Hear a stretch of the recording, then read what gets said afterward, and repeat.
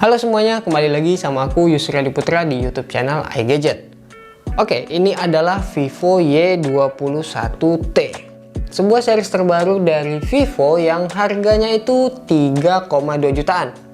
Tapi kalau misalnya kalian cek di link deskripsi, di situ ada link buat beli handphone ini dengan harga 2,8 jutaan aja. Jadi kalau kalian berminat untuk membeli handphone ini, kalian bisa langsung aja cek di kolom deskripsi. Untuk link pembeliannya udah aku letakkan di sana. Nah, dengan harga segitu, apa aja sih yang bakal kita dapatin dari handphone ini? Oke, yang pertama yang dikasih dari Vivo Y21T ini ada fitur flagship 6GB plus 2GB extended RAM. Dimana Vivo Y21T ini kan punya RAM sebesar 6GB. Nah, RAM-nya ini itu bisa kita tambahin ekstra memori 2GB yang diambil dari memori internalnya. Fitur kayak gini sebenarnya simple ya. 2GB-nya ini kan ibarat itu dipinjam dan bakalan dipakai buat nyimpan data-data yang ringan yang sekiranya itu masih perlu buat dipakai supaya nanti pas mau kita buka aplikasi yang sebelumnya, itu akses datanya bakalan lebih cepat kebuka. Yang intinya sih fitur kayak gini udah nggak asing lagi ya buat kita karena udah banyak yang tahu juga. Selain itu, Vivo Y21T ini dibekali dengan kapasitas baterai yang cukup besar, yaitu 5000 mAh. Nah, dengan kapasitas segitu menurut aku udah cukup ya buat menunjang kebutuhan kita dari pagi hingga malam. Aku juga udah cobain nih buat nonton YouTube selama 1 jam, baterainya berkurang cuma 7% aja. Terus dipakai buat main Instagram dan TikTok selama 1 jam, baterainya berkurang 9%. Terus kalau dipakai buat main game PUBG Mobile selama 1 jam, baterainya berkurang 12% aja. Terus kalau buat pengisiannya sendiri, Vivo Y21T ini diklaim bisa mengisi daya dari 0 hingga 34%, cuman butuh waktu 30 menit aja. Terus kalau mau sampai full butuh waktu hampir 2 jam.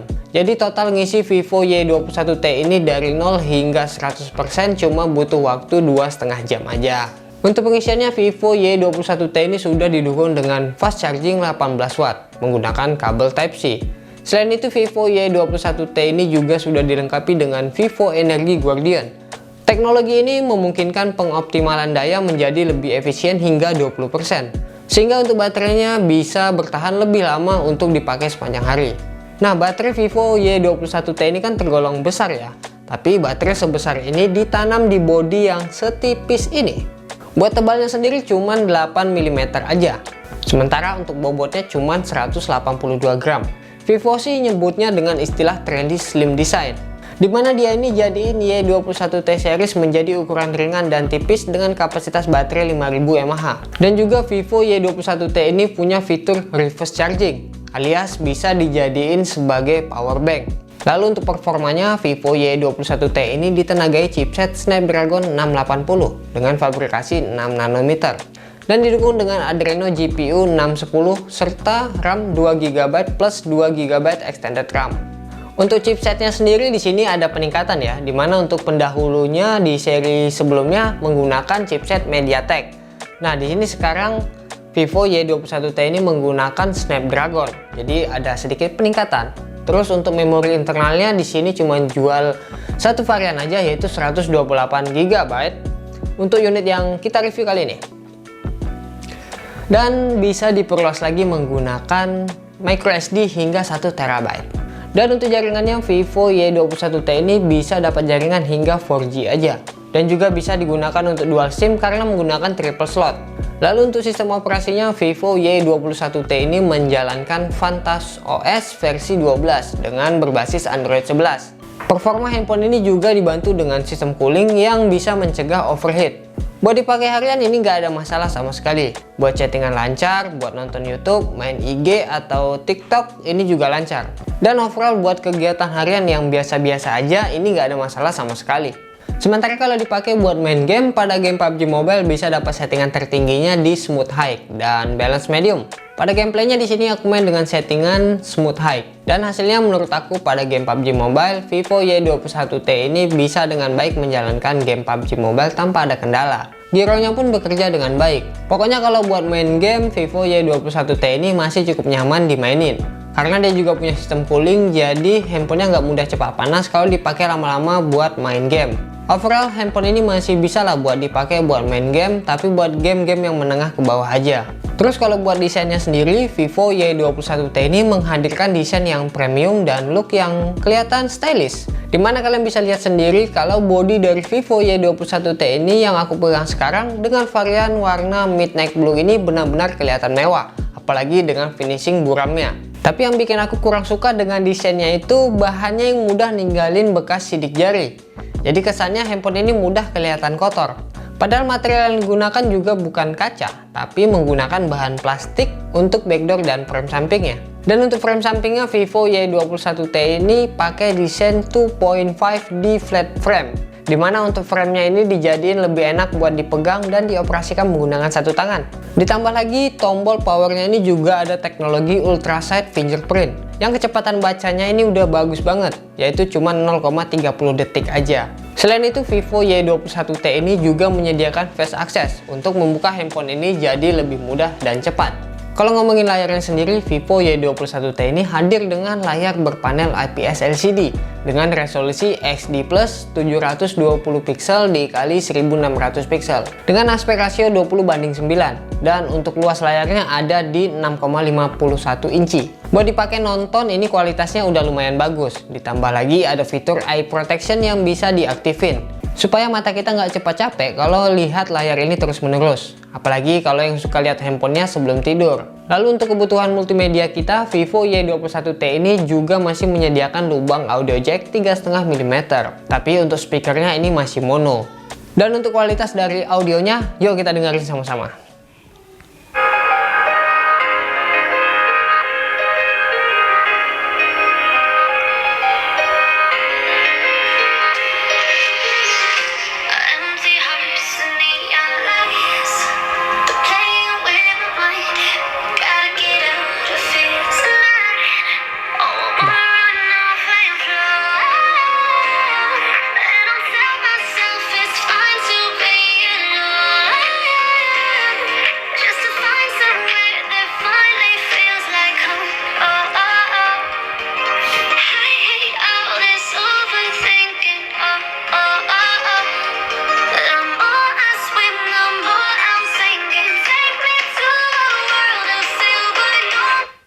Oke, lumayan cukup nyaring ya.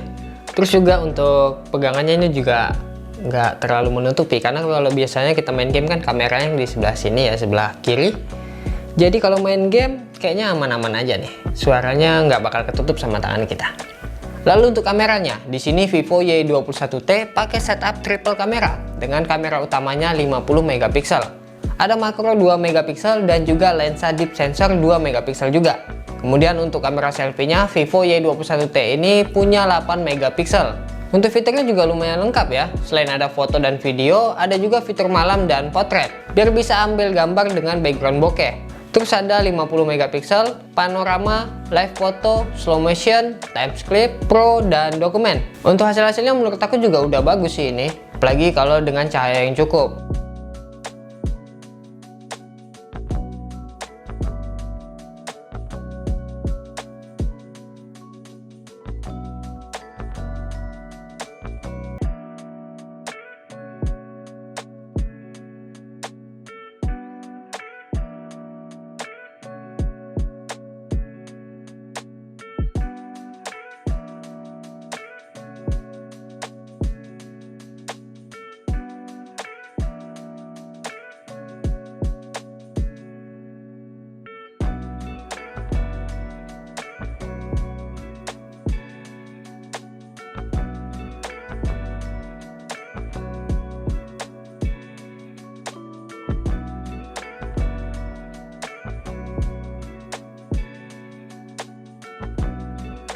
Terus kalau foto malamnya ini agak sedikit sulit ya kita pakai karena harus menunggu 2-3 detik untuk hasil yang maksimal. Tapi kalau mau ngambil gambar yang bergerak ini agak sulit.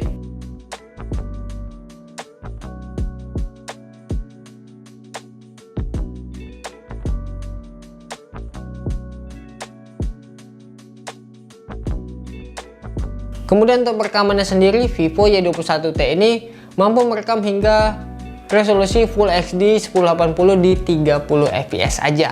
untuk kamera depan dan kamera belakangnya.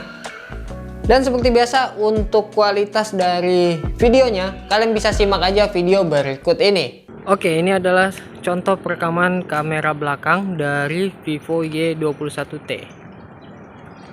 Oke, kurang lebih hasilnya kayak gini. Untuk dynamic range-nya cukup luas, mungkin karena nggak ada objek kali ya. Untuk audionya kalian bisa dengerin sendiri suara aku gimana. Kurang lebih kayak gini. Terus dia bisa 2 kali optical zoom. Oh enggak, 10 kali optical zoom. Oke, dia bisa 10 kali optical zoom. Terus stabilisasinya ini kurang baik ya, karena dia masih getar-getar. Jadi kalau untuk ngevlog ataupun bikin video ini ya saran aku pakai tripod aja atau pakai stabilizer aja. Untuk hasilnya kurang lebih kayak gini lah. Pakai jalan santai aja. Oke, kurang lebih kayak gitu hasilnya. Kalian tulis di kolom komentar ya pendapat kalian tentang Vivo Y21T ini. Terima kasih. Oke, ini adalah salah satu contoh perekaman kamera depan dari Vivo Y21T. Dimana dia bisa ngerekam hingga resolusi Full HD 1080 di 30 fps aja. Untuk perekamannya kurang lebih seperti ini hasilnya. Terus juga dynamic range-nya juga kurang luas ya. Kadang aktif, kadang enggak, kadang putih aja untuk awannya. Untuk stabilisasinya juga kurang baik, agak getar-getar, ini dibawa jalan santai aja. Untuk audionya kalian bisa dengerin sendiri kayak mana. Oke, kurang lebih kayak gitu untuk kualitas dari kamera depannya. Oke, untuk sekarang videonya segini dulu. Jadi gimana nih pendapat kalian tentang Vivo Y21T ini? Tulis di kolom komentar ya. Oke, aku Yusri Adi Putra pamit. Like video ini kalau kalian suka dan sampai jumpa lagi di video selanjutnya. Terima kasih sudah menonton.